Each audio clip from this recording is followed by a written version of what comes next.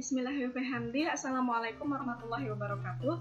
Saya Zulhani Karunia Hikmah. Kali ini saya akan mempresentasikan hasil resume pada webinar yang disampaikan oleh Pak Bayi yang berjudul Eksplorasi Keunggulan Lokal Lobster dari Lombok untuk Dunia. Langsung saja kita ta'aruf dulu dengan lobster, di mana lobster ini termasuk ke dalam kelompok less concern atau kepunahan beresiko rendah.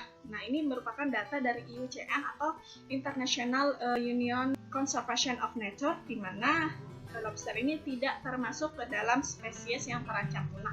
Yang kedua, not listed in Appendix 2, yang artinya tidak terdata pada spesies hewan yang tidak boleh diperjualbelikan. Artinya, lobster hingga saat ini masih boleh dan diizinkan untuk diperjualbelikan. Yang ketiga, dapat menghasilkan hingga 4 juta telur, contohnya itu pada lobster mutiara. Dan yang terakhir, eksplor benih lobster ini diatur dalam Permen KP 12/2000. Selanjutnya, lantas apa sih yang menyebabkan lobster ini punah? Ada beberapa faktor, diantaranya penangkapan induk lobster yang berlebihan.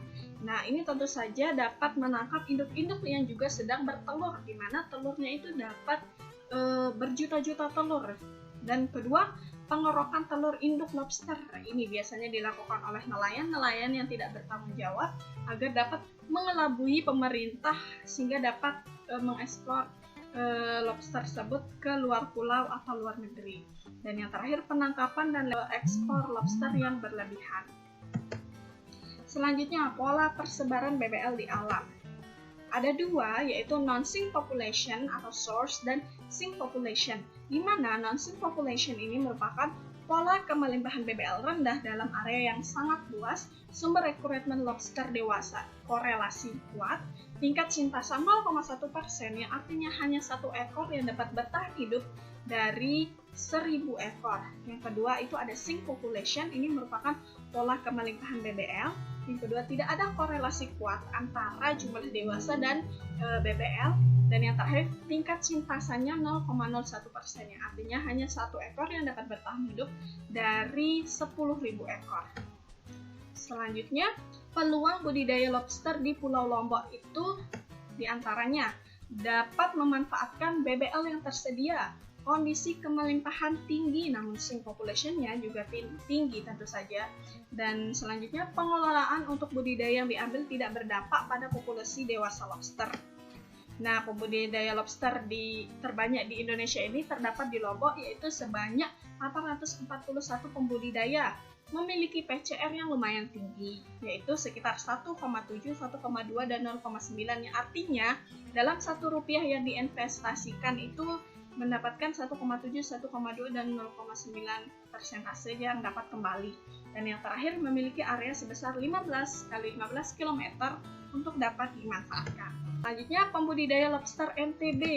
Ini ada 1.890 pembudidaya dan 7.903 petak karambah yang terbagi menjadi 40 kelompok pembudidaya di Sumbawa dan 111 kelompok pembudidaya di Lotim.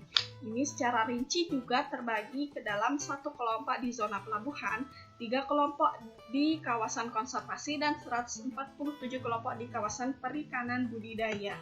Nah, selanjutnya, budidaya lobster di Indonesia. Jika dibandingkan dengan Vietnam, Indonesia masih tertinggal sangat jauh. Ini dapat disebabkan oleh beberapa faktor, diantaranya produksi dan budidaya masih rendah, hanya 1.890 pembudidaya dan 7.903 petak karambah jika dibandingkan dengan Vietnam yang memiliki 1.500 petak karambah, dan jumlah pembudidaya yang ditetapkan itu hanya sebanyak 112, 61 badan usaha dan 3 badan usaha eksportir itu memiliki surat penetapan budidaya, dan 37 badan usaha yang memiliki SK telah melakukan budidaya.